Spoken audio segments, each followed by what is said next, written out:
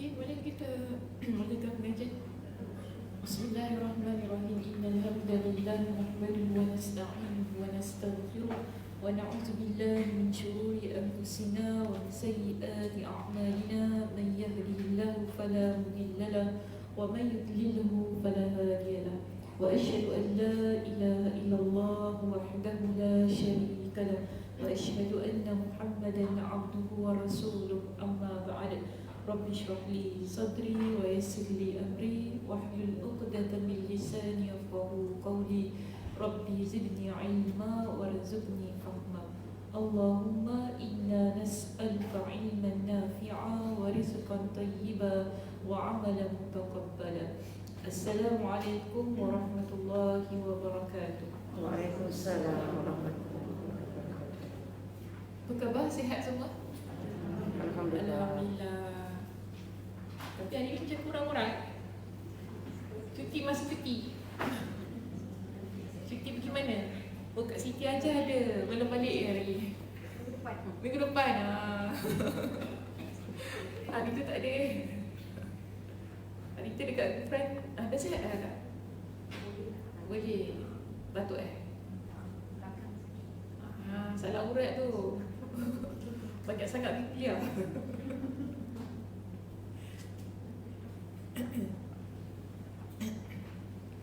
Okey, hari ni muka surat apa kita?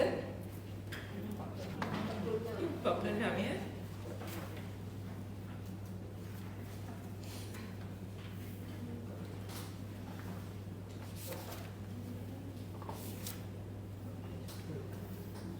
Baik, kita masuk bab yang kelima pagi ini. Bab kita yang kelima bertajuk semua asma Allah adalah nama-nama yang baik. Muka surat 46 di situ kita akan baca satu demi satu perenggan insya-Allah. Okey, baik, perenggan yang pertama. Dalam Al-Quran Allah telah memuji semua nama-namanya yang mulia dengan menyifatinya sebagai nama-nama baik. Pujian tersebut diulang sebanyak 4 kali pada 4 tempat. Allah Subhanahu wa taala berfirman di dalam Al-Quran. Pertama tadi sebut ada berapa tempat? 4 tempat. 4 kali dalam Al-Quran. Pertama dalam surah Al-A'raf ayat 180. Ya, sila. Assalamualaikum. Assalamualaikum. Surah Al-A'raf ayat 180, di situ yang berbunyi walillahil asmaul husna fad'uhu biha wa dharul ladzina yulhiduna fi asma'i sayajzauna ma kanu ya'malun. Okey, so di sini kita lihat disebutkan Allah Subhanahu wa taala menyebutkan tentang nama-nama Allah yang baik, iaitu Allah kata apa? Dan Allah memiliki asmaul husna. Al-asmaul husna. Boleh underline kan, gariskan perkataan itu. Walillahil asmaul husna. Dan Allah memiliki asmaul husna, nama-nama yang baik. Maka bermohonlah kepadanya dengan menyebutnya.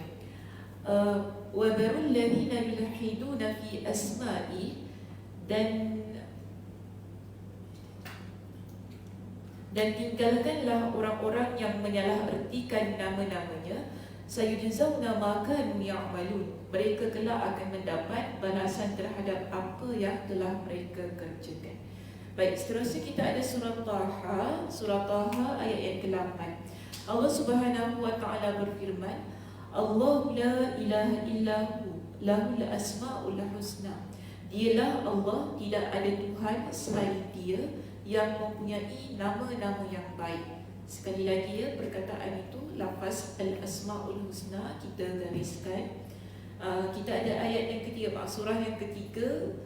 Wallahu al-khaliqul bari'ul musawwiru lahul asmaul husna yusabbihu lahu ma fis samawati wal ardi wa huwal azizul hakim. Dialah Allah yang menciptakan, yang mengadakan, yang membentuk rupa. Ini tiga ni kita panggil apa? Nama-nama Allah kan? Al-Khaliq, Al-Bari, Al-Musawwir disebutkan kat situ. Kemudian Allah kata apa? Lahul asma'ul husna. Dia memiliki nama-nama yang indah. Okey, jadi al-asma'ul husna tempat yang ketiga ya. Yusabbihu lahu ma fis samawati wal ardi. Dia memiliki nama-nama yang indah, apa yang di langit dan di bumi bertasbih kepadanya. Wa huwal azizul hakim, dan dialah yang maha perkasa, maha bijaksana. Jadi ditutupi dengan dua lagi nama ataupun sifat Allah di situ. Apa dia? Al-Aziz, Al-Hakim. Okay. Kalau kita sebut nama Allah, mesti ada Al di depan. Jangan kata, tadi siapa kata Aziz Kak Zahra kata sebut Aziz tak boleh. Kalau nama Allah dia mesti ada alif lam. Okay. Al-Aziz, Al-Hakim. Jadi kita, bila kita nak namakan anak kita, tak boleh letak Al di depan. Tu Aziz, Aziz. Tak boleh letak Al-Aziz sebab tu nama Allah. Kan lagi apa kalau rasa nama Rahim, Rahim. Kita tak letak nama Ar-Rahim. Tak boleh. Letak nama dia Rahim. Lagi apa? Abdul Wahab, Abdul Wahab, Abdul Wahim. Hakim, Hakim. Dia letak Al. Cik tu tak ada hari ni? Tak sihat. Peranjat pula tak nampak Cina sebelah. Al-Hakim tak boleh. Dia letak nama Hakim. Lagi apa? Basir. Al-Basir. Kan? Basir. Jadi Basir. Nama Basir. Jadi ini bezalah. Tak boleh. Kita bukan kata tak boleh nak letak nama, menggunakan nama-nama tu boleh. Tetapi tak boleh letak alif lam kat depan. Sebab dia khusus untuk Allah Subhanahu Wa Taala. Okey, jadi dan ialah yang maha perkasa, maha bijaksana. Surah Al-Hasyr ayat 24. Tadi kata ada 4 tempat, sekarang ada berapa tempat ya tu?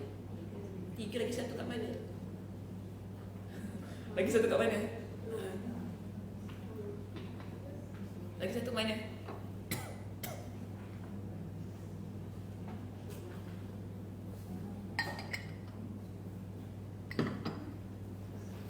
Mana Fatihah lagi 1? Fatihah tengah cari cari Fatihah. Surah mana? Lagi 1 tak letak. Dia tak letak guys, lagi 1.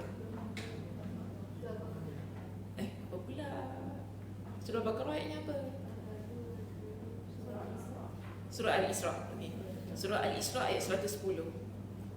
Okey, surah Al-Isra ayat 110. Allah Subhanahu Wa Taala berfirman, Allah kata apa? Qul Allah awidur Rahman.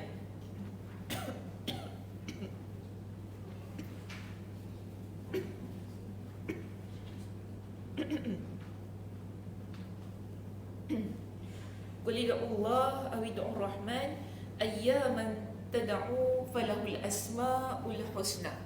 Okay, jadi dalam surah Al-Isra ayat 110 Allah Subhanahu Wa Taala menyebutkan lagi satu tempat, iaitu dengan penggunaan lafaz al-asmaul husna.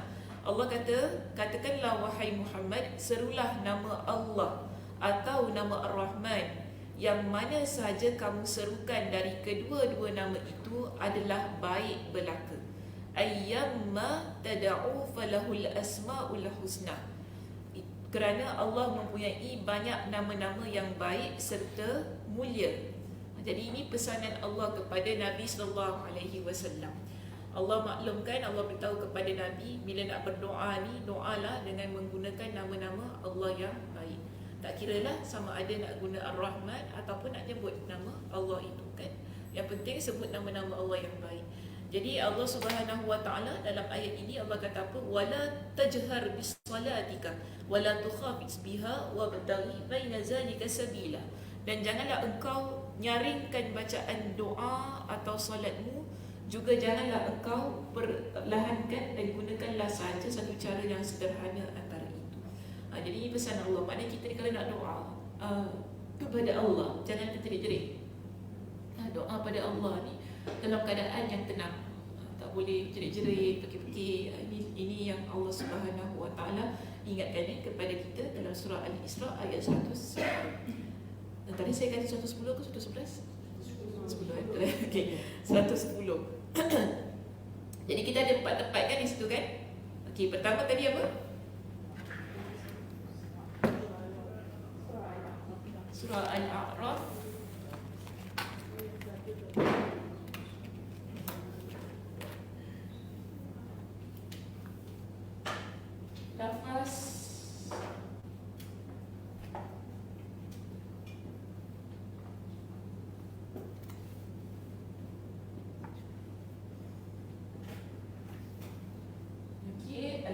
Asmaul Husna, nama-nama Allah yang baik.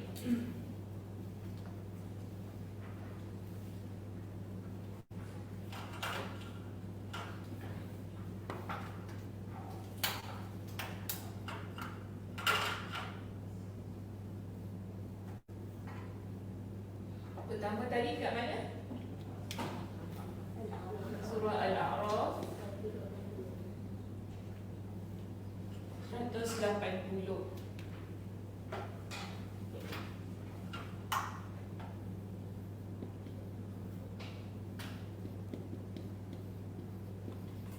Dua surah Taha kan? Taha ayat berapa? 8. 3 Hasyr.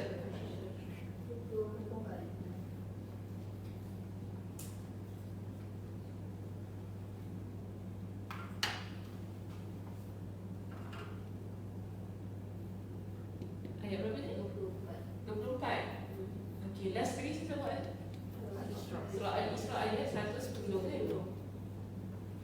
Jadi kita ada 4 tempat yang menyebutkan secara spesifik tentang lafaz Al-Asma'ul Husna ni dalam Al-Quran Al-Karim. Jadi kalau yang ada dalam kitab tu kan boleh gariskan tambah dalam surah Al-Isra ayat 110 yang tak disebut kerana di situ saya tak tahu, mungkin saya tak sempat dah semalam nak tunjuk bahasa Arab dia. Mungkin dalam teks bahasa Arab ada kot. Yang ni dia terjemahkan, dia tertinggal ke macam mana ke, Allah Alam. Okey, baik. Apa pun yang pentingnya di sini dia kata ayat-ayat di atas menyebutkan sifat bagi asma-asma Allah sebagai nama yang baik, iaitu husna. Jadi husna ni maksudnya nama yang baik, yang bermakna terbaik dan paling sempurna. Kak Syah, sila. Duduk depan Kak Syah. Anak yang paling terbaik dan sempurna. Jadi dia kata kata husna merupakan bentuk plural dari kata al-ahsan. Jadi al-ahsan jamaknya husna, begitu. Terus masuk pada line 1, 2, 3. Line yang jadi makna kata al-ahsan, saya masuk kat situ. Jadi kata makna al-ahsan di sini adalah tidak ada nama yang lebih baik dari asma-asma Allah ini. Ditinjau dari sisi apapun, bahkan nama ini mengandung makna baik yang sempurna dan juga mutlak. Jadi maknanya bila Allah Subhanahu Wa Taala dalam Al-Quran, empat tempat itu, Allah guna perkataan al-lafaz al-asmaul husna. Dengan penggunaan husna itu sendiri menunjukkan bahawa daripada sudut makna lafaz dan apa juga sudut menunjukkan bahawa inilah yang terbaik, yang paling sempurna, tidak ada yang boleh menandingi pada nama-nama Allah Subhanahu Wa Taala itu. Jadi penggunaan lafaz itu sendiri penting untuk menunjukkan bahawa tidak ada tandingan pada Allah Subhanahu Wa Taala itu untuk perkara-perkara yang lain. Okey, baik, seterusnya. Makna ini disematkan kerana asma-nya ialah nama yang terbaik. Nama ini adalah sifat maha tinggi Allah dan ini seperti yang ditegaskan di dalam firman-Nya, walahul mathalul a'la fis samawati wal ardi. Dia memiliki sifat yang maha tinggi di langit dan di bumi. Okay, jadi al-asmaul husna ini adalah sifat Allah Subhanahu Wa Taala yang paling tinggi. Sebab itu Allah Subhanahu Wa Taala sebutkan dalam surah Ar-Rum ayat yang ke-27, Allah kata walahul mathalul a'la. Jadi penggunaan perkataan masalul a'la itu sendiri dalam ayat 27 ni surah Ar-Rum menunjukkan bahawa al-asmaul husna yang ada pada Allah memang satu lafaz yang tak boleh untuk ditandingi dengan perkara-perkara atau sifat-sifat yang lain. Jadi dijelaskan kepada kita maksud sifat yang maha tinggi, al-mathalul a'la, al-asmaul husna, kemudian gandingkan dengan al-mathalul a'la.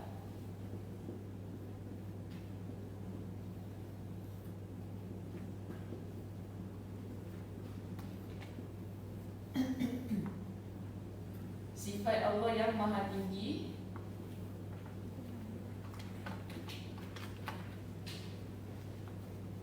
Penggunaan lafaz al-mathalul a'la ini lagi menguatkan tentang maksud al-asmaul husna. Jadi sebab tu diterangkan kepada kita di perengan tersebut, Dalam ayat ini tentang Al-Mathalul A'la menunjukkan kesempurnaan yang tak tertandingi pada zat Allah, asma Allah dan sifat Allah.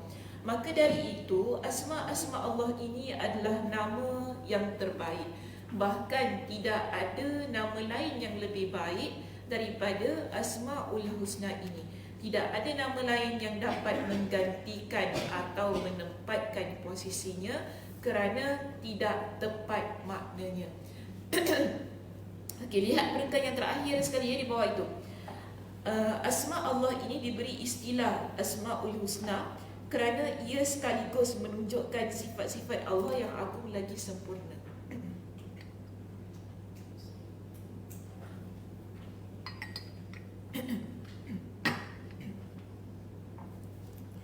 Kerana ia sekaligus menunjukkan sifat-sifat Allah yang agung lagi sempurna. Adapun jika dijumpai ada nama yang secara ilmiah menunjukkan ketidaksesuaian dengan sifat Allah Tabaraka wa Ta'ala, maka nama itu pasti tak termasuk asma'nya.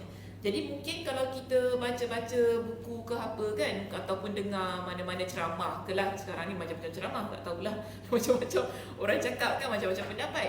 Jadi mungkin adalah pendapat-pendapat yang kita rasa dia menggunakan nama yang tak sesuai untuk Allah Subhanahu Wa Taala, yang tidak ada pada Allah Subhanahu Wa Taala. Jadi kita dapat tolak pendapat-pendapat yang sedemikian, kerana kita dah faham bahawa nama-nama Allah ini adalah sangat sempurna, tak boleh untuk kita tandingi dengan apa jua nama-nama yang lain. Jadi kalaulah tiba-tiba ada orang nak menggantikan, kan kita biasa kita baca 99 kan nama Allah tu kan, mungkinlah tiba-tiba orang kata, oh nama Allah ini kita gantikan dengan yang inilah, macam mana nak terima? Tak boleh. Sebab apa? Kita ada dalil yang tepat berkenaan dengan hal tersebut. Yang kita tadi baca ada 4 tempat yang Allah kuatkan kan tentang Asmaul Husna. Dikuatkan lagi dengan surah Ar-Rum pada ayat yang ke-27 tadi. Allah kata walahul mathalul a'la, sifat Allah yang paling tinggi yang tak boleh ditandingi. Jadi kita tak boleh nak gantikan posisi ataupun nama-nama itu tadi dengan istilah lain, nama-nama yang lain untuk mengubah nama-nama tersebut. Walaupunlah kita kata kita ada kajian ilmiah kan, academic research dan sebagainya, tetapi bila ia ada dalam Al-Quran, ada dalam hadis Nabi, memang tak boleh untuk kita ubah keadaan-keadaan sedemikian. Maka sebab itu dia kata di sini, bahkan jika didapatkan nama yang menunjukkan kesempurnaan, tapi kesempurnaan itu menunjukkan adanya kekurangan atau ia bersifat sebahagian seperti pujian dan celaan, nama itu pasti bukan asma Allah, itu nama Allah.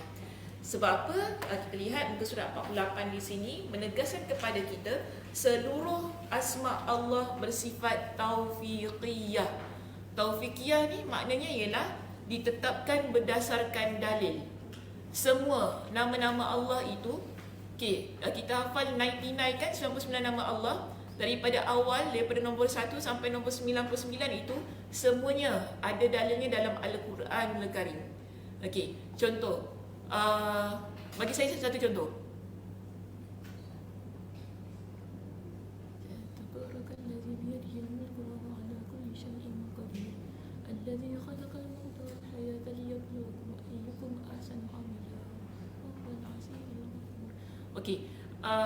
Kita nampak dalam Al-Quran setiap kali Allah sebut nama-nama asma-Nya ni kan, nama-nama Allah ini, ia menunjukkan bahawa ada dalil. Ambil paling mudah lah, jangan ambil susah lah, nanti jauh sangat pergi. Ar-Rahman Ar-Rahim, ada dalil tak?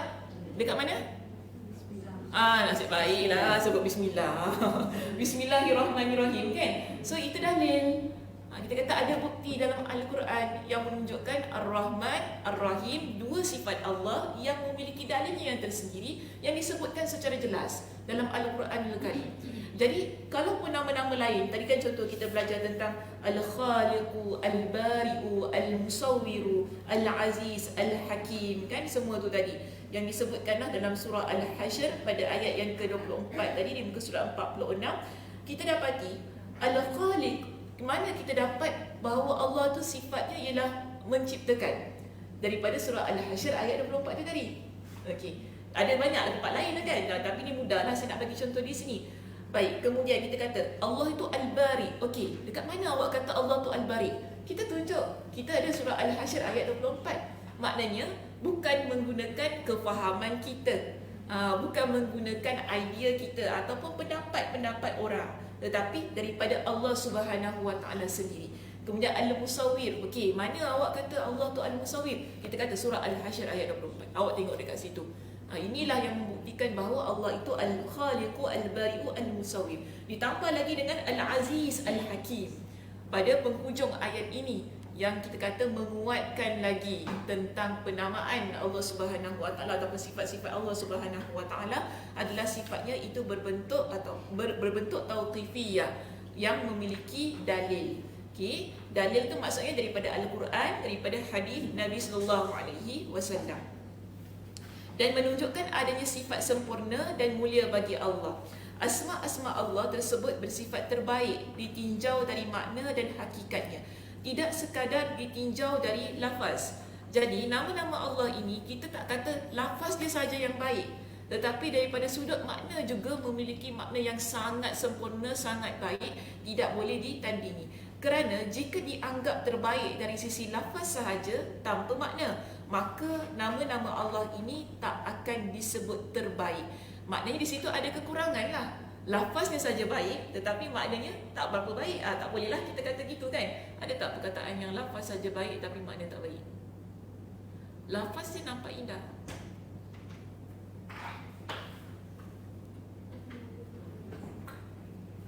bahasa kita lah, bahasa Melayu. Jangan fikir tentang nama Allah. Nama Allah memang semua baik. Lafaz baik.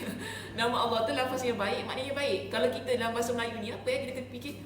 Dia punya bahasa cantik tau, tapi tak ada makna. Hawiyah tu nama neraka. Sedap. Oh, sedap. Okay. Boleh, bagus cakap. Hawiyah tu nama neraka. Sedap. Sedap sebut Hawiyah kan, tapi maknanya nama neraka. Okey lah, cantik. Bagi contoh macam tu. Kemudian ada maknanya, ada lafaznya sedap tapi tak ada makna.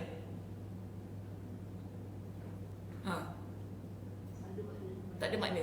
Siapa nama kat sini tak ada makna? Nama kakak apa? Tak tahu. Yang bakal angkat tangan tu. Bukan apa. Sorry cik. Haslina.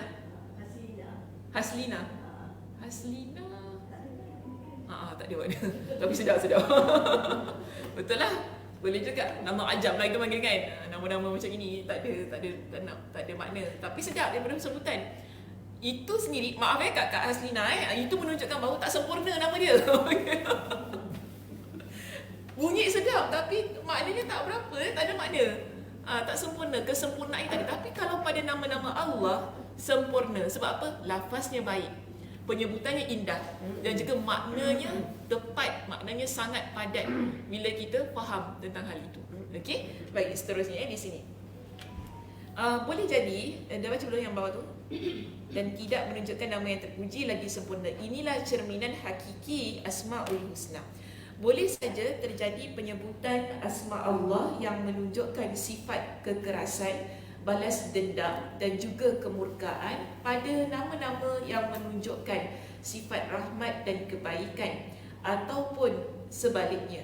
Sebagai contoh iaitu orang yang berdoa. Ini kita nampak tidak selari, tidak ada keselarasan dalam doanya.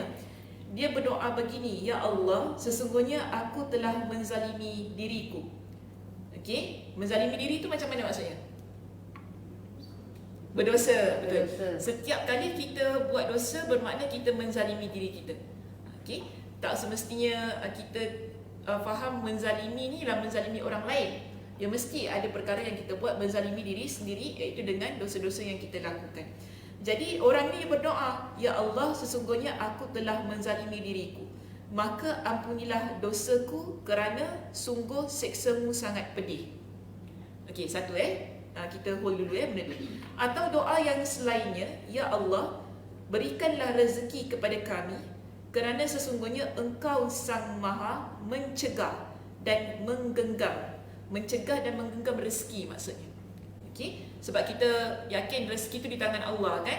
Jadi Allah nak bagi, Allah bagi. Allah nak tahan rezeki kita, Allah tahan. Begitu keadaannya. Itu maksud Allah yang Maha mencegah dan Maha menggenggam.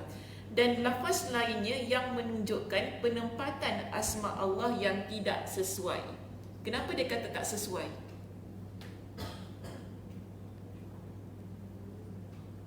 Tadi doa tentang minta ampun pada Allah kan? Sepatutnya belakangnya apa? Kau maha pengampun. Engkau lah maha pengampun lagi maha penyayang. Itu lagi tepat. Kita nak minta sesuatu pada Allah, dia mesti selari tau dengan apa yang kita minta. Okay? Memanglah Allah itu yang siksaan Allah tu maha pedih, kita tak nafikan.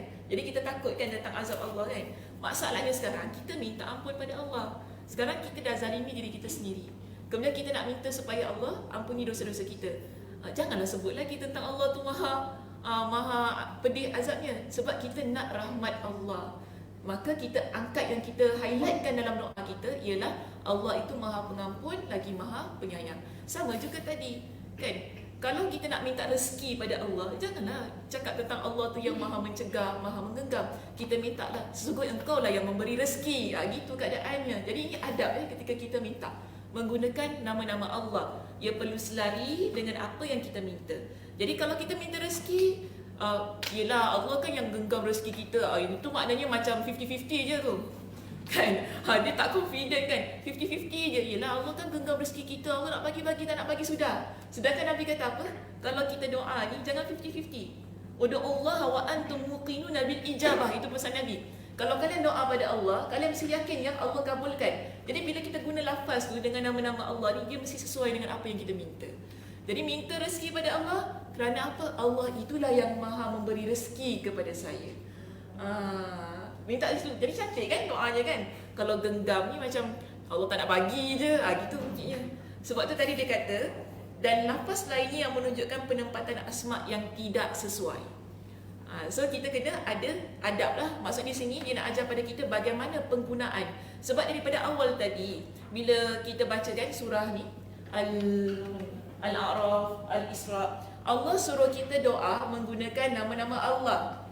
Okay? Tetapi caranya mesti betul. Penggunaannya mesti tepat.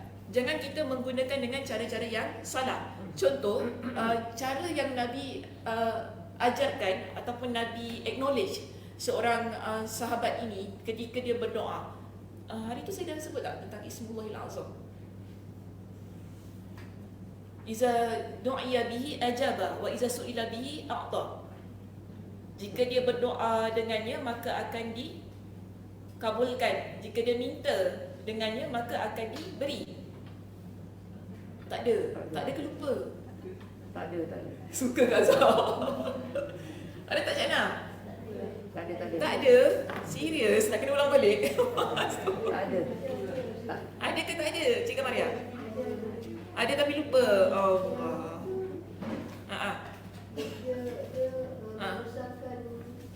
Dia membesarkan apa? Apa lafaznya? Saya nak lafaznya. Sebab lafaz tu ada nama-nama Allah yang baik.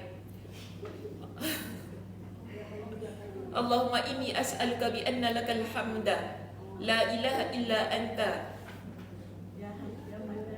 al-mannan badi'as samawati wal ard ya zal jalali wal ikram. Dekat sini ke tempat lain? Tempat lain dah.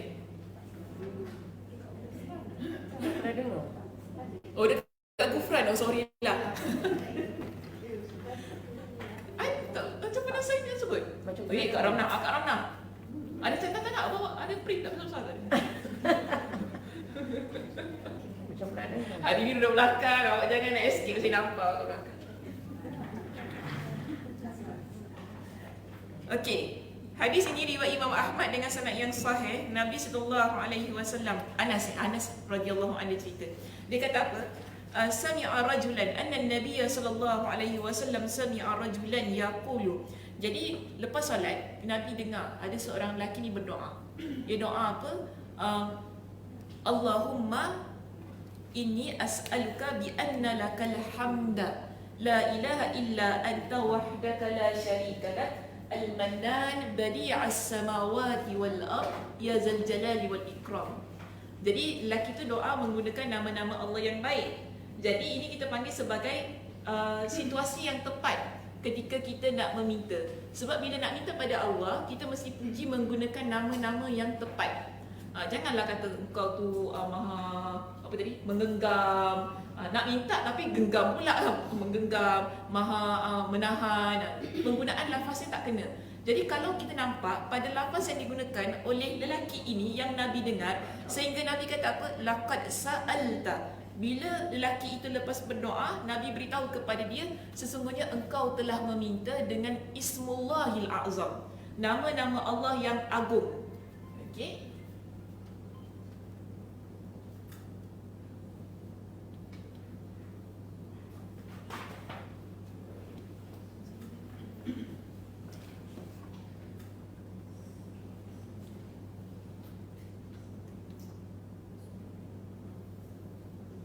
Dalam Al-Quran, Allah kata Al-Asma'ul Husna, nama Allah yang baik. Allah kuatkan lagi, itu semua adalah sifat yang maha tinggi. Dalam hadis Nabi, Nabi kata apa? Nama-nama Allah yang maha agung. Okay. So ada baik, tinggi, agung. Tiga sifat yang macam ni, tiga ciri yang ada pada nama Allah Subhanahu Wa Taala. Okay. Satu, baik. Dua, tinggi. Tiga, agung.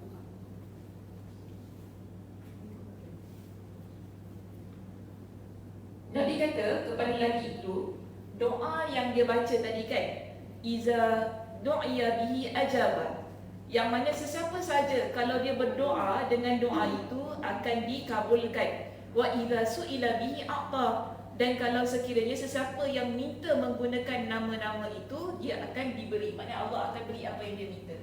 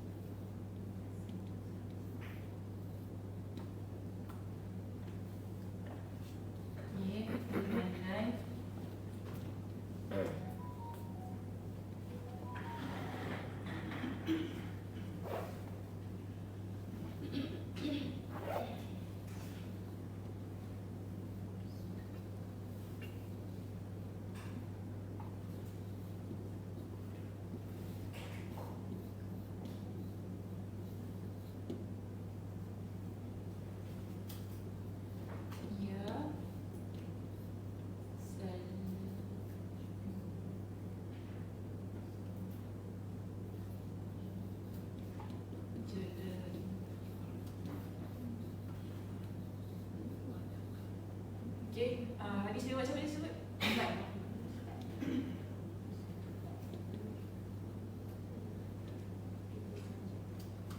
Hadis riwayat Imam Ahmad dengan sanad yang sahih. Jadi kalau kita nampak dekat sini kenapa Nabi kata doa ini doa yang kalau seseorang dia minta dia akan diberikan, dan kalau dia berdoa dengannya adalah Allah akan kabulkan.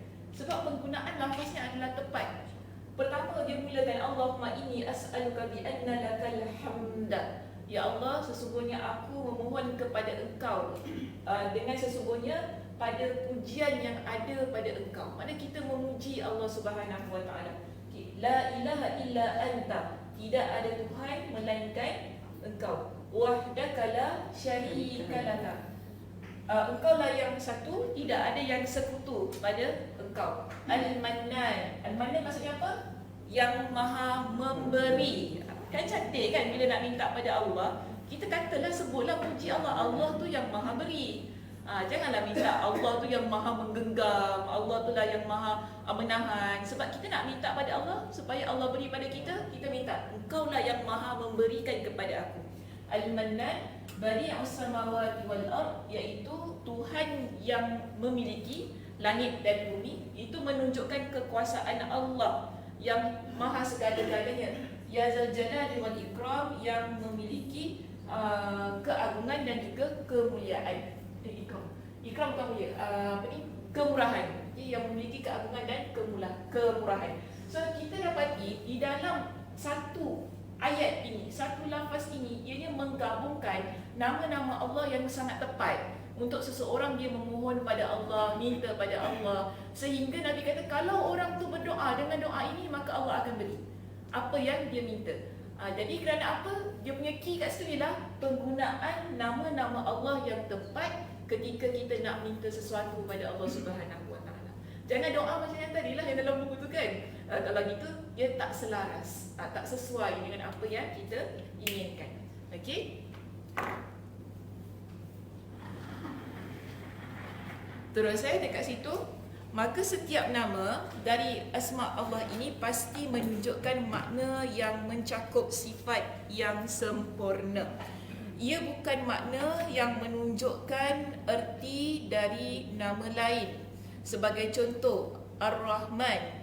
Asma ini menunjukkan makna bahawasanya Allah Jalla wa'ala memiliki sifat pengasih. Jadi Ar-Rahman taklah maksud makna lain kan. Yang beri maksud Allah itu memiliki sifat yang pengasih. Kemudian nama Al-Aziz menunjukkan sifat Allah yang mulia. Nama Al-Khaliq menunjukkan adanya sifat Allah yang maha menciptakan. Nama Al-Karim menunjukkan sifat Allah yang mulia. Al-Muhsin menunjukkan sifat Allah yang maha berbuat baik. Demikian seterusnya, walaupun pada akhirnya nama-nama tadi pasti mengacu kepada Rabb, iaitu Allah Azza wa Jalla. Dengan demikian, seluruh asma Allah ini secara makna pasti menunjukkan kepada zat yang sama dan sifat-sifatnya yang cukup jelas, kerana setiap nama memiliki erti khusus sesuai sifatnya. Al-Allamah Ibnul Qayyim rahimahullah berkata, seluruh asma Allah Tabaraka wa Ta'ala adalah nama yang terpuji.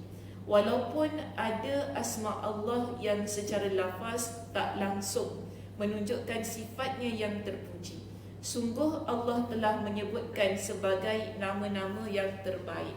Sekali lagi dia ulang kat situ, surah Al-A'raf ayat 180. Tak payah baca tinggalkan je. Asma-asma Allah ini tidak sekadar terbaik dari sisi lafaz, akan tetapi juga dinilai terbaik dari sisi makna yang menunjukkan sifatnya yang sempurna. Jadi ada satu kisah yang disebutkan kepada kita dalam kitab ini tentang beberapa orang Arab yang mendengar satu orang ini dia membaca firman Allah, iaitu surah Al-Ma'idah ayat yang ke-38. Dalam ayat ini Allah Subhanahu wa Ta'ala berfirman, Allah kata apa? Adapun orang lelaki maupun perempuan yang mencuri, potonglah tangan keduanya sebagai balasan atau perbuatan yang mereka lakukan dan sebagai siksaan dari Allah. Ayat ini cerita tentang apa?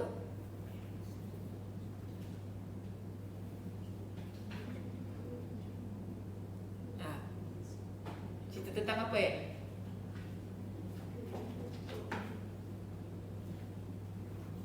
Hari ni macam tak banyak cakap ni, kenapa?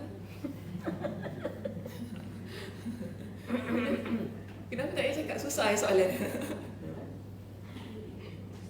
Kak Zak, kenapa ketawa sendiri ke? Ya. Hari ni tak banyak cakap, kenapa tak banyak cakap? Ayat ini, tadi baca ayat tu kan?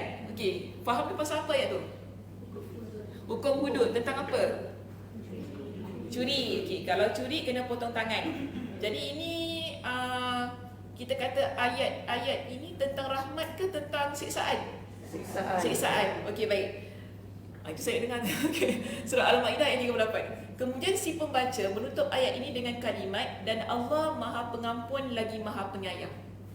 Dia tutup ayat itu dengan Kalimat. Allah Maha Pengampun lagi Maha Penyayang. Tiba-tiba salah seorang dari mereka memprotes kalimat tersebut, iaitu kalimat yang terakhir itu. Dia kata apa? Ini bukan kalamullah. Yang akhir tu kan, ini mesti bukan kalamullah. Mesti silap ini. Kemudian pembaca tersebut tanya balik kat dia, kenapa kau tak percaya ayat Allah? Dia kata gitulah. Kalau dalam situ macam kau nak dustakan ayat Allah gitu kan. Kalau bahasa kita, kenapa tak percaya ini adalah firman Allah? Dia jawab, tentu saja tidak. Maknanya mestilah aku percaya. Hanya saja aku yakin bukan itu kalimat yang terakhir. Dia kata tak sesuai kalimat kalamullah ini, tak sesuai. Lantas pembaca tadi mencuba mengulangi hafalannya dan membaca ulang ayat tersebut. Maka sebenarnya yang menjadi penutup bagi ayat itu, wallahu azizun hakim. Allah itu maha mulia lagi maha bijaksana. Silap, dia silap baca. Yang tadi awal tu kan dia kata Allah tu maha pengasih, maha penyayang tu kan, dia silap baca. Jadi orang yang dengar ni kata tak kenalah, sebab tadi awalnya ayat tu Allah bincang tentang hukum hudud. Asal tak tiba-tiba maha pengasih, maha penyayang? Tak kena kan ayat tu kan? Protes lah. Rupanya lelaki tersebut salah baca. Bila dia ulang balik hafalannya, ayat yang tepat ialah wallahu azizun hakim. Yang mana Allah itu maha mulia lagi maha bijaksana. Kenapa? Kenapa kita kata tak tepat tadi? Tak boleh ke letak Allahu Ghafurur Rahim? Contohlah, Allah Maha Pengasih, Maha Penyayang. Ayat seksa. Pasal balasan Allah. Jadi Allah tak bolehlah Maha Pengasih, Maha Penyayang.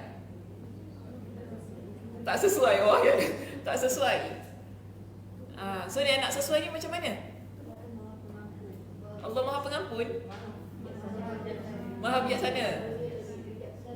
Okey, kalau kita kata Allah tu Maha Bijaksana, kenapa sesuai Maha Bijaksana tu? Kau Mariam, macam nak ngamuk you. Sabar kau Mariam, sabar. You kenapa kau Mariam? Macam tadi, cakap. Sesuai dengan Allah hukum dia, Allah Maha Bijaksana. Kenapa dia tak betul? Kalau dia curi kan kena potong tangan kan. Jadi Bukan tu menyeksa orang ke? bukan maksud Saja. Bukan tu menyeksa orang. Kesian orang tengah potong tangan kau. Ya Allah, pasal dia nak makan macam mana? Lepas tu nanti nak keluar kerja tu macam mana tu, tak ada tangan. Macam mana? dia tak akan buat lagi lah. Tak akan buat lagi. Lepas tu? Tapi yang lain semua selamat daripada perbuatan dia. Yang lain selamat daripada perbuatan dia.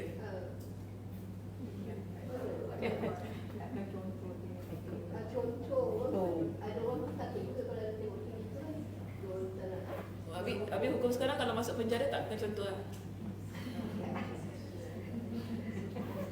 Sekarang ni kan, kalau orang buat jenayah, kena tangkap, masuk penjara. Itu macam mana?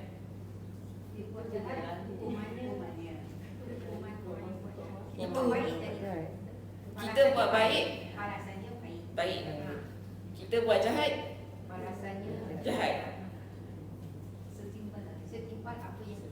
Setimpal dengan apa yang kita buat. Tapi balik pada hukum tadi. Jauh sangat pergi. Balik pada hukum tadi. Potong tangan. Kakak nak cakap. Ayat ni ayat ancaman. Ayat ancaman. Jadi Jadi Allah ancam, so which means that he maha mengetahui dia. Why he ancam. Allah tu maha mengetahui kenapa dia ancam dengan hukuman tersebut. Boleh, tak ada masalah. Masalahnya ialah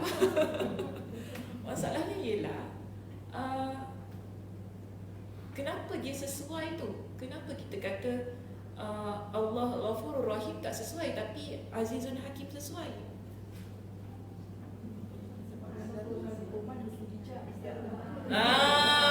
Saya nak dengar tu. Kalau letakkan satu hukum, dia mesti bijak. Okey? Jadi bila Allah Subhanahu Wa Taala meletakkan hukum itu, ia adalah tentang kebijaksanaan Allah yang mana Allah tahu manusia ni bagaimana sifat dia. Kan? Dia kalau tak potong tangan dia, buat lagi tu. Betul tak? Sebab tu kita tak hairan. Maaf saya sebut begini, kadang-kadang ada orang dia keluar balik. Dia keluar daripada penjara, dia ulang balik perbuatan dia. Betul tak? Jadi bila Allah tetapkan hukum begini, Allah tu maha bijaksana. Dan Allah tu dia tahu hamba yang dia ciptakan ni bagaimana diri orang tu. Bila keadaan sedemikian, kalau Allah kata potong tangan tu terbaik pada diri hamba itu, maka terbaiklah bagi diri dia. Cuma ini hukuman ini ialah dilaksanakan oleh pemerintah yang melaksanakan hukum hudud lah. Okey, hukum hudud ni dia official dia tak boleh sendirian. Jangan pandai-pandai pula nampak ada pencuri dalam rumah kita masih kau potong tangan kau. Quran kata asariqu bawa dia. Tak boleh lah kan, tak boleh. Jadi hukum anak kita berzina, macam sampai mati tak boleh gitu. Jadi hukum-hukum hudud ini dia dijalankan atas hukum atas pemerintah rasmi yang melaksanakannya, bukan persendirian. Jadi kalau sendirian tak boleh. So di situ adalah cara-caranya yang dibahaskan di kalangan para ulama. Cuma tadilah nak kata tentang ayat ini, bila lelaki tersebut dia baca tadi kan, kemudian dia salah tutup, hujung itu salah. Dia guna Allahu Ghafurur Rahim. Allah tu Maha Pengampun dan Maha Penyayang.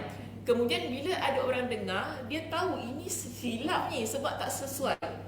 Sebab kalau nak kata tentang hukum, mesti dia tentang kebijaksanaan Allah, tentang sesuatu yang Allah tetapkan, tentang aziz, tentang hakim tu tadi kan.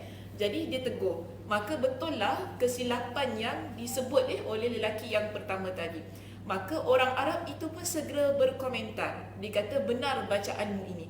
Bila dah betulkan, barulah dia kata betul. Betul bacaanmu ini. Allah Maha Mulia, maka dia memutuskan hukum potong tangan. Jika Allah mengampuni dan menyayangi, pasti dia tidak akan menghukum dengan hukuman potong tangan itu.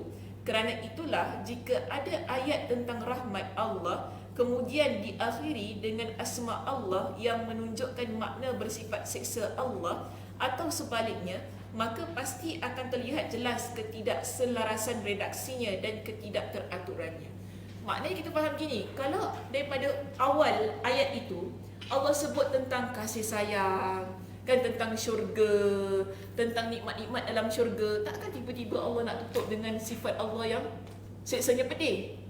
Biasanya kalau kita baca tentang ayat-ayat syurga ni, hujungnya mesti tentang Allah yang Maha Pengasih. Dia begitu, yang memiliki sifat penyantun. Takkan disebut Allah tentang apa ni, syadidul iqab, tiba-tiba Allah itu sangat pedih siksaannya. Tak kena. Melainkan kalau Allah cerita tentang ayat-ayat neraka, baru sebut tentang siksaan yang pedih. Jadi kalau tiba-tiba kita dengar ada orang baca Quran kan, yelah kita ni semua bukan hafal Quran dengar macam betul, semua betul je lah. Dengar betul lah tu, yang penting sedap kau baca, tajwid betul lah gitu kan. Sedap kau baca, sedap kau baca, ayat salam pun sedap juga gitu. Sebab tak hafal Quran lagi masalahnya. Jadi kita ni bukan, kadang-kadang bukan sebab tak hafal Quran, tapi sebab tak faham maksud Quran tu. Selaras tak selaras pun kita tu sedap gitu kan keadaannya. Tapi kalau orang yang dia faham maksud bahasa Arab ini dan dia faham tentang Asmaul Husna tu tadi kan, dia akan bila dengar ayat Quran ni, macam macam je bunyi kita pasal syurga, tiba-tiba Allah azab pedih. Tak kena kan? So kita faham ni mesti ada samdirah. Kita akan check balik. Sedap tak sedap tu belakang kita lah kan. Tapi tu ni mesti ada samdirah. Sebab apa? Bacaan apa dia kata? Cerita dengan sifat Allah tu dia tak kena. Cerita yang disebutkan pada ayat tersebut dengan sifat Allah tu dia tak kena. Yang diceritakan ialah, contoh diceritakan ialah tentang syurga. Tetapi kenapa pula sifat Allah yang disebutkan dalam ayat itu tentang seksa dan azab? Bila kita dengar sekali jalan tu, macam ada something yang tak kena ayat dia macam ni, mesti silap hafal ni macam tu kan. Silap hafal ataupun silap sebut. So inilah yang menunjukkan bahawa Asmaul Husna, bila kita faham, kita juga akan faham setiap apa yang Allah Subhanahu Wa Taala sebut dalam Al-Quran dia mesti selari. Ada kita panggil sebagai keteraturan tadi yang tepat dan padat sesuai dengan cerita ataupun isi kandungan yang terdapat pada ayat tersebut. Okey, baik, seterusnya ya. Ya. Kalau sekiranya orang tu kena hukum gantung, kita tulis ayat dia macam nak jangan jantung pun hukum Allah juga tu Ustazah. Macam kena jantung, sejauh dada tu kan. Memang tertulis dia mati dengan tergantung ke ataupun memang tu tak tertulis awal akan hukum macam itu. Macam mana tertulis penggantung, tertulis Betul Allah dada, tu. Okey. itu nak kena gantung kan. Ha. Itu memang tertulis ke memang kematian dia macam itu ke ataupun memang awal. Memang tertulis begitulah keadaan dia. Keadaannya begitu. Cuma dia macam ini ya. Apa pun tentang takdir kita ni memang Allah dah tulis. Buruk, baik, dah tulis. Tapi kita yang menjalankan takdir tu. Kita kena ingat sedemikian. Memang Allah tulis okey, dia ni kena gantung. Tapi kalau dia jadi baik, tak jadi benda tu. Dia sedemikian. Namun kalau dia ikut sebagaimana yang apa tu yang dia buatlah, ikut perasaan dia, ikut nafsu dia. Kalau gitu keadaannya, gitulah keadaannya. Dia sedemikian. Contoh kita kata gini kan. Satu contoh lain Cik Anai saya bagi. Kalau orang itu dia Allah takdirkan, contoh dia mati dalam keadaan yang kena langgar kereta, contoh kita kan. Tapi kalau waktu tu dia usaha, contoh dia macam memang aku tak nak bawa kereta. Memang keadaan dia aku tak nak bawa kereta lah, aku tak nak ni, tak nak apa. Tak jadi. Kita yang menjalankan benda tu. Okey? Sebab tu kita ada qada dan qadar. Qadar itu ialah apa yang Allah dah tulis. Qada itulah terlaksana. Kita beriman dengan kedua-duanya sekali. Qadar Allah tulis. Qada ia terlaksana. Takdir yang telah terlaksana kerana kita yang menjalankan takdir itu. Ada sedemikian. Dia gitu keadaannya. Ya. Saya pernah dengar dia kata takdir kita boleh ubah dengan doa kita. Betul, itu sabda Nabi. La yaruddul qada illa mid doa. Nabi kata qada itu dia tidak akan berubah melainkan dengan doa. Jadi Allah dah tetapkan takdir kita, kan, baik dan buruk. Sekarang ni kita minta pada Allah, kau takdirkan yang baik-baik dalam hidup aku. Dia akan jadi baik sedemikian. Berubah menjadi baik. Kerana doa kita, sebab tu kita ni selalu diminta supaya berdoa pada Allah Subhanahu Wa Taala supaya Allah tetapkan yang terbaik. Kalau pun memang dah buruk takdir kita begitu kan. Macam contoh kata, habis dah takdir saya jadi pelacur. Contoh gitu kan. Takkan kita nak berpada dengan takdir sedemikian? Maaf kalau saya sebut ni macam, sebab kadang-kadang kita hanya berpada pada takdir. Sedangkan takdir itu kita boleh ubah. Ataupun dah takdir Allah saya miskin. Cuba kan? Adakah kita nak berpada dengan takdir yang miskin sedemikian? Kita usaha untuk mengubah takdir itu. Ataupun dah takdir Allah tetapkan saya sakit. Tak boleh, kita kena usaha. Ya. Saya selalu dengar lah orang kata bila dia bercerai, dia kata sebab jodoh saya sampai di situ. Itu betul. Memang jodoh sampai situ saja. Nak buat macam mana? So, Tetapi dah tertulis lah. Tetapi sebelum bercerai itu dia mesti usaha. Usaha untuk memperbaiki keadaan. Okey. Kalau macam nak cerai lah. Itu tak boleh lah. Kita mesti usaha supaya jangan cerai dulu. Kan apa-apa keadaan kita bincang dulu. Kita find solution terlebih dahulu. Kemudian bila dah berlaku, dah memang sampai situ sajalah, jodoh nak buat bagaimana. Keadaannya sampai sini saja. Cukup sampai di sini saja.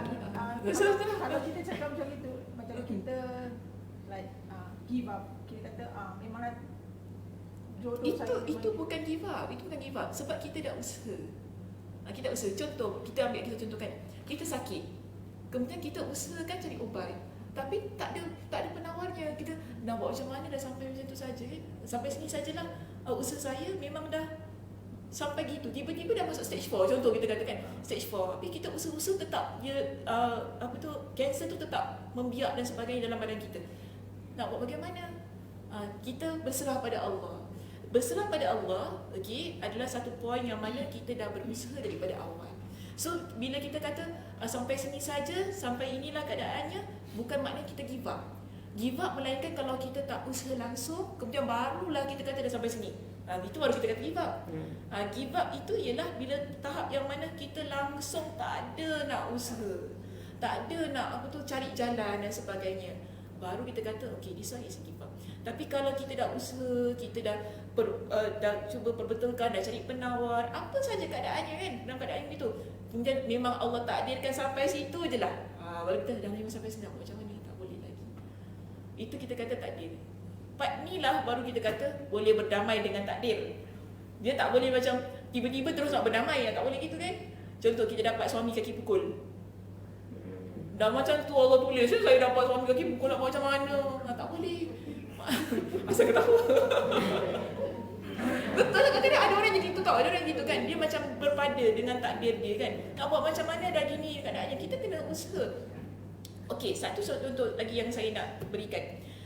Kita tak semua orang dapat mak bapak yang baik kan. Betul tak? Ada orang dapat mak dia, maaf saya sebut mak dia bomoh contoh. Kalau mak kita bomoh, takkan kita nak biarkan mak kita bomoh kita? Betul tak? Dah macam itu, dah Allah takdirkan mak saya bomoh Ustazah. Mak saya memang suka sihir. Habis semua suami saya kena sihir, anak saya semua sihir. Anak cucu dia pun jadi macam apa ni yang kata guinea pig. Dia test jampi dia dekat anak saya kan. Ada macam itu situasi berlaku.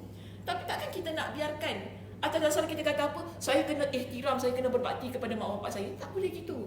Tapi kita kena ada usaha bagaimana takdir itu ia jadi baik bagi diri kita. Kita usaha. Ada orang sampai dia pisahkan pisahkan cucu daripada nenek sebab kadang-kadang begini. Kita tak kata itu benda yang memutuskan silaturahim, tapi ialah untuk mengubah takdir itu menjadi takdir yang baik. Sebab kalau disambungkan, ia akan jadi perkara yang sangat dahsyat. So kita tak kata, kau dosa besar tau. Kita tak kata dia dosa besar. Sebab apa? Dia nak menyelamatkan keadaan, menyelamatkan diri dia, anak dia, keluarga dia daripada benda-benda yang syirik. Sebab nanti turun nanti kalau dia tak halal. Dia turunkan ilmu dia pada cucu, turunkan saka pada cucu. Ini keadaan-keadaan yang kadang-kadang kita tak dapat elakkan berlaku dalam keluarga ataupun dalam masalah-masalah keluarga. Jadi kadang-kadang semikian, kita kena usaha macam mana saya nak supaya anak saya tak terkena. Sedangkan kita faham dalam agama kan, kita kena baik dengan mak kita, jaga mak kita. Tapi kalau mak kita dah macam itu, susah kan? Susah. So kita tak boleh give up. Kita tak boleh kata dah takdir mak saya macam ni, tak apalah, dia sihir-sihir je lah. Dia nak turunkan saka kat saya, turunlah. Tak boleh. Maknanya kita kena usaha. Barulah bila macam tak, memang ada orang memang nak usaha-usaha tak boleh juga kan. Memang mak dia memang jahat. Pindah sampai pindah Alaska pun masih kena sihir juga dengan mak dia kan. Kalau gitu keadaannya memang kita give up lah. Kita tak boleh lah. Memang tak ada apa gitu. Dia pergi mana pun tetap mak dia buat dia. Memang susah. Ada orang kayak gitu. Allah uji. Ujian dia sedemikian. Jadi kalau dah begitu takdirnya, begitulah takdirnya. Allah tak boleh buat apa kan. Sedangkan kita dah usaha daripada awal. Kalau usaha daripada awal tadi, alhamdulillah. So kita tak kata benda tu give up. Okey? Jelas kan Cik Ana okey? Panjang daripada soalan Cik Ana sampai jauh pergi ya. Tak apa Cik Ana, bagus soalannya. Dia beranak pinak kepada gitu. Tapi yang kita nak kata, semua yang berlaku dalam hidup kita memang telah ditakdirkan oleh Allah Subhanahu Wa Taala. Sebab itu dalam hadis Nabi kata apa? Antuk mina billahi wal yawmil antuk mina Allah, tak apalah cakap bahasa Melayu lah. Dia pula bahasa Arab tak ingat. Tapi beriman kepada qada itu yang baik, syarrihi wa khairihi. Nabi kata beriman kepada qada itu, qadar inilah yang sama ada qadar itu takdir yang baik maupun takdir yang buruk. Kita beriman pada Allah begitu. Kita tak hanya beriman kepada takdir-takdir yang baik, yang kita suka, kita beriman. Tapi bila Allah tetapkan takdir yang buruk, kita tak beriman. Tak ada gitu. Ataupun contoh kita kata orang ni kena sakit. Saya tak beriman ni sebagai takdir Allah. Tak boleh sedemikian. Setiap yang buruk, yang baik itu merupakan takdir Allah Subhanahu Wa Taala yang Allah tetapkan, kita wajib beriman. Cuma tadi yang saya sebutkan, kita juga wajib untuk memperbaiki keadaan diri kita. Bukan berserah. Kalau kita berserah, itu bermakna kita tak faham tentang konsep takdir yang diajarkan dalam agama. Agama memang mengatakan wajib untuk kita menerima apa yang Allah tetapkan. Tetapi agama juga mengajarkan kepada kita dengan usaha pada apa yang ditakdirkan dalam kehidupan kita. Okey, wallahu a'lam tentang hal itu. Seterusnya di sini. Berdasarkan pemaparan sebelum ini, maka perintah doa dan doa dengan menyebut asma Allah dalam firman-Nya fad'uhu biha. maka bermohonlah kepadanya dengan menyebut Asmaul Husna itu tak akan terlaksana dengan baik jika tidak diiringi kefahaman akan makna Asmaul Husna itu tadi. Jadi inilah yang disebutkan kan, bila kita nak beramal dengan perintah Allah yang Allah suruh kita berdoa dengan Asmaul Husna tadi kan, kita perlu faham tentang cara untuk mengamalkannya dan juga faham dengan maksud Asmaul Husna supaya kita tak tersilap menggandingkan nama-nama Allah tu dalam doa kita. Okey? Seorang hamba yang belum mengerti dengan benar makna Asmaul Husna ini boleh jadi akan menggunakan asma Allah ini dalam doa yang tidak pada tempatnya. Misalnya dia menutup doa permohonan rahmat Allah dengan menyebut asma Allah yang mengandung sifat seksa dan azab, atau sebaliknya, maka akan terlihat ketidakselarasan dalam redaksinya dan ketidakteraturannya. Bagi orang yang mencermati dengan baik doa-doa yang terdapat di dalam Al-Quran atau sunnah Nabi SAW, dia pasti tidak mendapatkan doa yang ditutup dengan Asmaul Husna kecuali antara asma Allah dan doa tersebut terdapat hubungan dan keselarasan. Jadi apa yang kita sebut tadi kan, ceritanya dan juga penutup doanya dia mesti selaras. Contoh diberikan ada 3 contoh diberikan kepada kita di sini. Pertama, surah Al-Baqarah ayat 127. Rabbana taqabbal minna. Ya Rabb, kami terimalah amal dari kami. Kita nak Allah terima amalan kita, jadi kita tutup doa itu dengan innaka antas samiul alim. Sesungguhnya engkaulah yang maha mendengar, maha mengetahui. Kenapa tutup doa gitu? As-Sami' Al-Alim. Allah maha mendengar,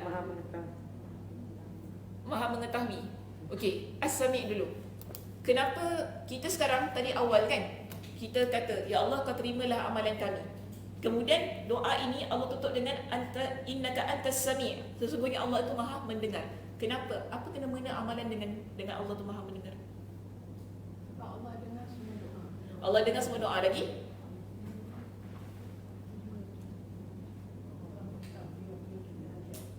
Allah mengetahui apa yang kita hajat. Itu Al-Alim lah. Itu masuk Al-Alim. Okey, sekarang ada 2 sifat Allah tadi kan? As-Sami', Al-Alim. Sekejap takut tak nampak pula nanti. Menjajah apa dia berbual ni. Sekejap ya.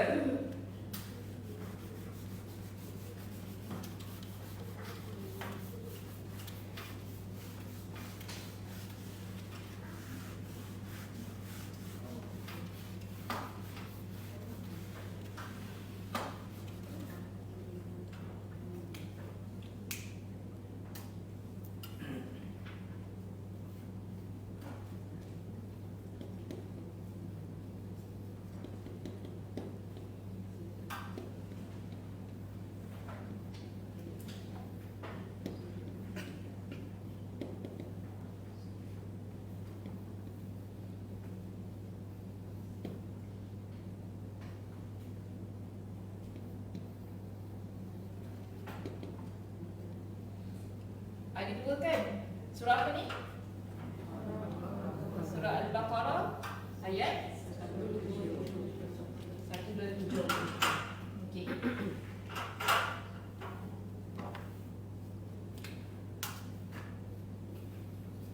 Wahai Tuhan kami, terimalah amalan kami, innaka antas samiul alim. Sesungguhnya engkau itu maha mendengar, maha mengetahui. Kenapa As-Sami'? Tadi sebut apa? Kerana Allah tu mendengar doa-doa kita. Okey. Lagi apa? Amalan. Soalan saya tadi, apa amalan, apa kaitan amalan kita dengan Allah itu dia maha mendengar? Okey, tadi 1 jawab kata apa? Allah dengar doa kita. Adakah amalan itu semata-mata dengan tentang doa? Okay.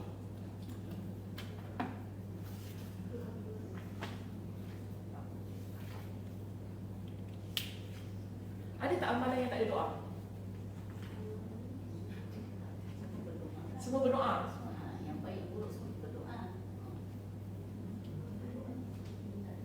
Betul. Semua amalan ada doa.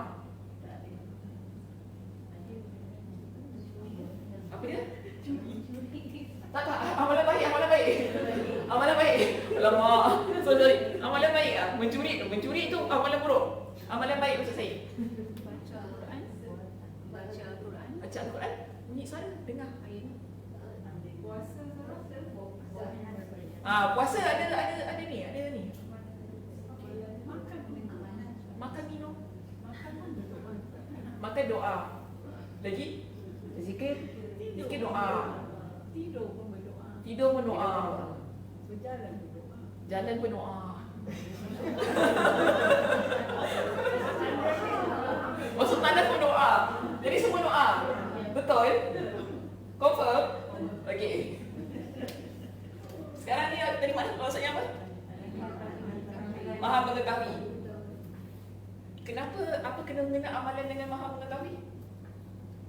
Dia mengetahui apa yang kita Okey. Allah itu mengetahui apa yang ada dalam hati kita. Adakah amalan itu ikhlas ataupun tidak? Syarat diterimanya amalan kita ada dua. Satu ikhlas, satu ikut syariat. Okey? Satu ikhlas, satu ikut syariat. Jadi, sekarang Allah tu Maha mendengar. Kita doa-doa, kita buat semua amalan yang tadi kata banyak suara, semua benda berbunyi tu kan. Tak tahulah. Semua benda bunyi, jalan pun bunyi, semua lah kan.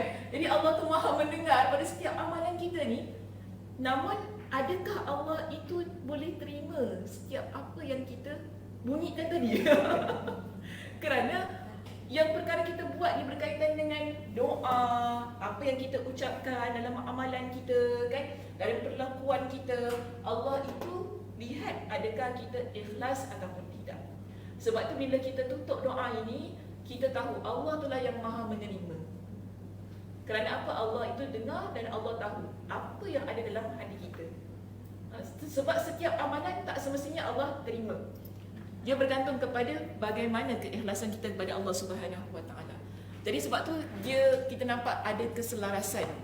Okey, bila Allah kata Rabbana taqabbal minna, ya Allah terimalah amalan kami, sesungguhnya Engkaulah yang Maha mendengar doa-doa kami, apa yang kami ucapkan sepanjang kita beramal soleh ini kan. Kadang-kadang kita beramal soleh ni kita tak doa pun, tapi kita suka cakap. Itu juga, itu maksud saya tadi. Kita suka cakap, aku buat tu, aku buat ni tu. Kau ada, gitu kan. Dia cakap itu kan. Jadi maknanya Allah tu Maha mendengar pada apa yang kita buat tentang amalan kita. Al-Alim, Allah itu Maha mengetahui. Ikhlas ke tidak, betul ke tidak amalan kita ini, sesuai dengan syariat ke tidak, ataupun kita buat ikut-ikut orang sahaja. Jadi kedua-dua sifat itu memang cantik. Bila kita tutup dalam doa yang mana kita minta supaya Allah terima amalan kita. Okey, baik, seterusnya. Rabbana amanna faghfir lana warhamna. Ya Rabb kami telah beriman, maka ampunilah kami dan berilah kami rahmat. Engkau adalah pemberi rahmat yang terbaik. Warhamna wa anta khairur rahimin. Ini tepatlah ya, cantik Allah tutup ayat ni, surah Al-Mu'minun ayat 109. Bila kita minta pada Allah, ya Allah, kami telah beriman, Rabbana amanna faghfir lana. Jadi dengan keimanan kami ini, ya Allah, faghfir lana, maka ampunilah kami, warhamna, berilah kami rahmat. Dan tutup ayat itu dengan anta khairur rahimin. Engkau adalah pemberi rahmat yang terbaik, ataupun sebaik-baik Tuhan yang memberikan rahmat. Seterusnya surah Al-A'raf ayat 89, ada lagi satu doa di sini. Rabbana ftah bainana wa baina qaumina bil haqqi wa anta khairul fatihin. Wahai Rabb kami, berilah keputusan antara kami dan kaum kami dengan hak, iaitu dengan adil.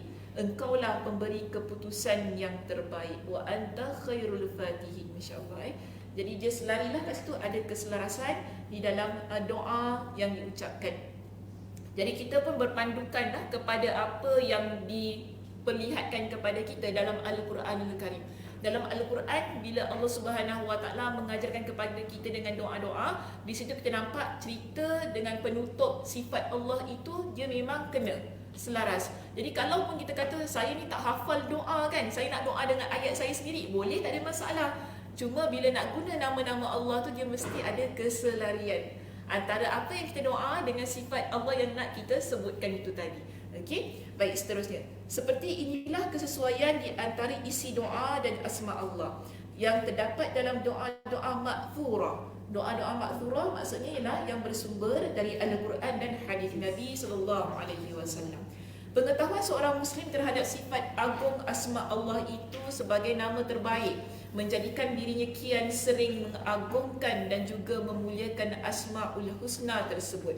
Ia akan selalu berusaha memahami secara utuh makna dan kandungannya yang agung. Selain itu, pengetahuan ini akan menghindarkan dirinya dari penyimpangan dan takwil sesat serta kesalahan orang-orang yang tidak berilmu.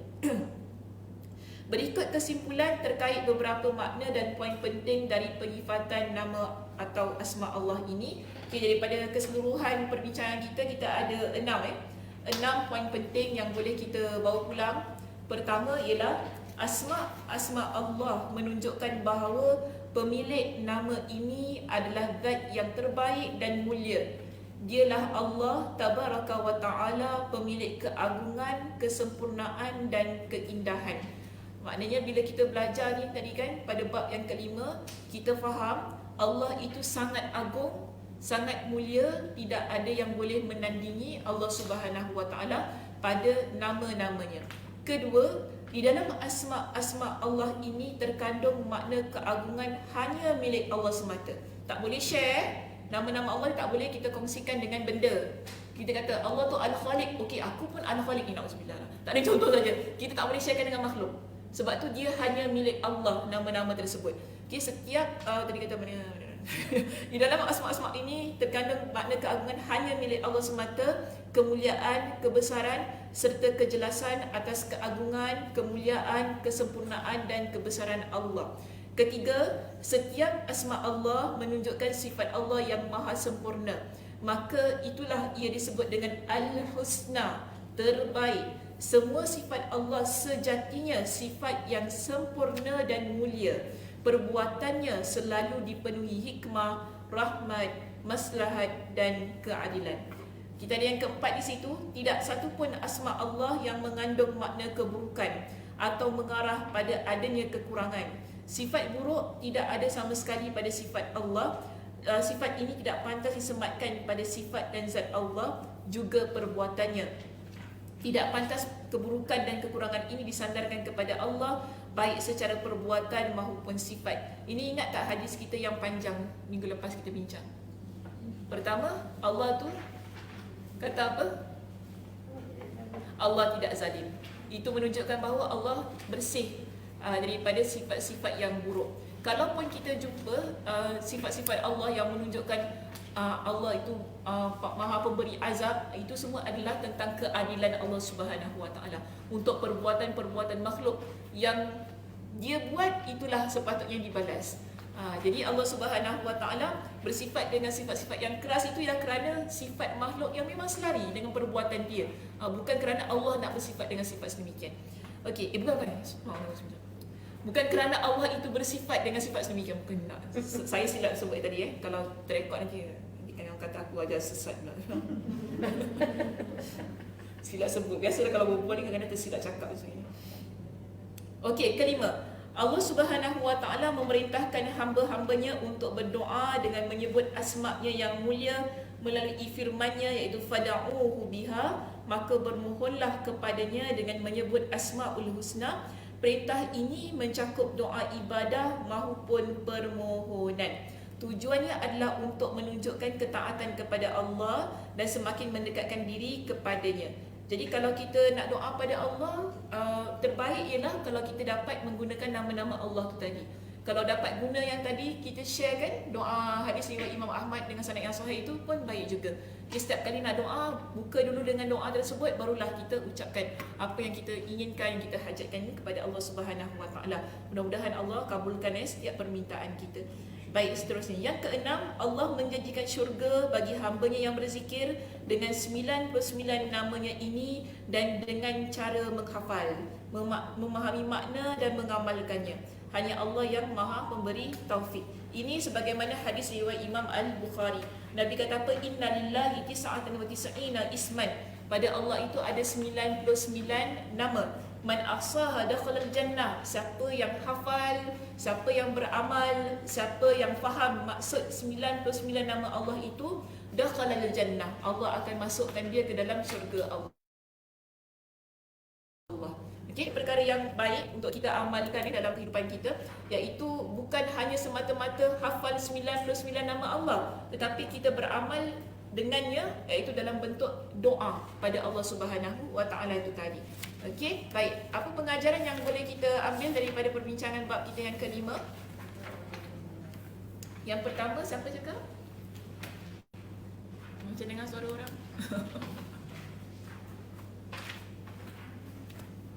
Cakap. Perlu adab dalam berdoa, masya-Allah. Betul. Perlu adab dalam berdoa yang pertama, iaitu kejap bagi saya apa itu. Bijak. Perlu adab dalam berdoa. Jadi bila seseorang itu dia faham tentang adab nak berdoa pada Allah, minta pada Allah, dia juga akan faham bagaimana untuk meletakkan nama-nama Allah tu di tempat yang betul ketika dia berdoa sesuai dengan isi kandungan doa yang diucapkan. Okey, yang pertama. Tadi apa tadi? Adab berdoa. Yang kedua, siapa sebut ikhlas tadi? Ya, kenapa dengan ikhlas tu? Ikhlas dengan hati. Tahu maknanya. Macam mana tu tahu makna? Apa dia kat ni? Nak tolong tolong si macam ni. Mesti berdoa dengan hati yang ikhlas. Kalau doa dengan hati tak ikhlas macam mana ya?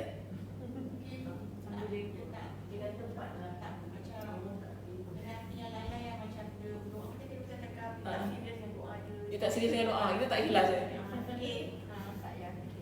Tak yakin. Tak yakin dengan tak ikhlas lain tau. Macam mana? Cuba fikir. Tak yakin lain. Tak yakin yang 50-50 tu kita faham. Tapi sekarang ikhlas ni, kalau nak kata doa tak ikhlas tu macam mana? Apa dia? Berdoa atas sebab dunia. Tapi kita minta dunia Fatihah. Ya Allah, cantikkan aku. Boleh minta, tak ada masalah. Ya Allah, cantikkanlah saya. Ya Allah, kayakanlah saya. Boleh je kan? Tapi nak cakap tak ikhlas tak boleh juga. Dengan kesungguhan. Itu keyakinan tadi. Macam mana doa tak ikhlas?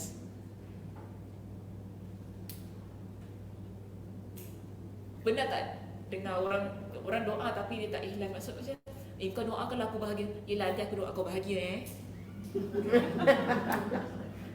tak ikhlas kan? Itu maksudnya macam tu.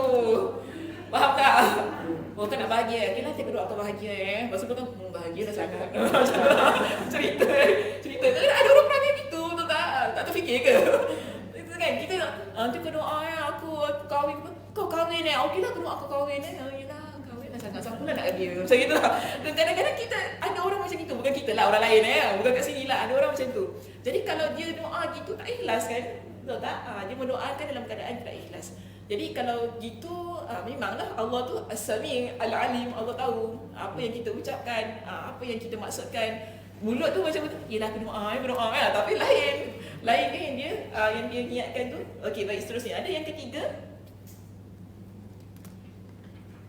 Yakin Allah selalu mendengar semua doa. Oh, ini semua doa je ni nak pasal ni. Yakin Allah mendengar semua doa kita. Betul. Sama ada doa kita yang baik maupun yang buruk. Sebab tu jangan doa yang buruk-buruk ya. Nanti datang pada diri kita sendiri. Doa yang baik-baik saja. Lagipun doa yang buruk ni Allah tak terima. Walaupun Allah dengar.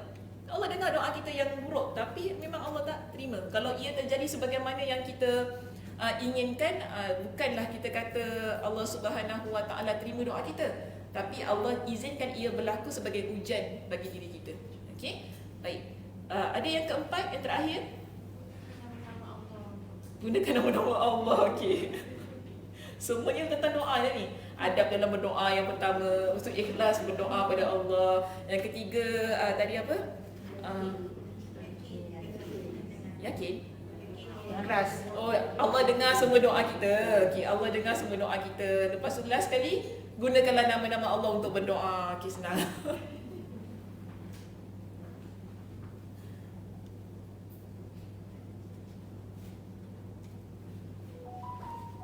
Weh, kuatnya.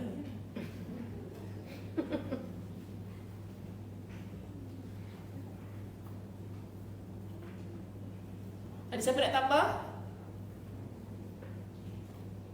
Kak Ramna nak cakap apa Kak Ramna? Senyap je hari ni? Tak ada? Oh, insyaAllah. Kenapa senyap hari ni? Penat?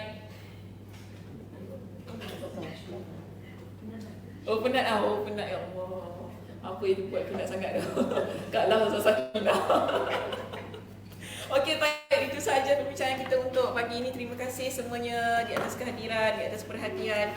Mudah-mudahan Allah Subhanahu Wa Taala memberikan kepada kita dengan kesihatan, kelapangan masa untuk terus-terusan beribadah kepada Allah Subhanahu Wa Taala. Saya tutup dengan tasbih kafarah. Subhanakallahumma wa bihamdika asyhadu an la ilaha illa anta astaghfiruka wa atubu ilaik. Assalamualaikum warahmatullahi wabarakatuh.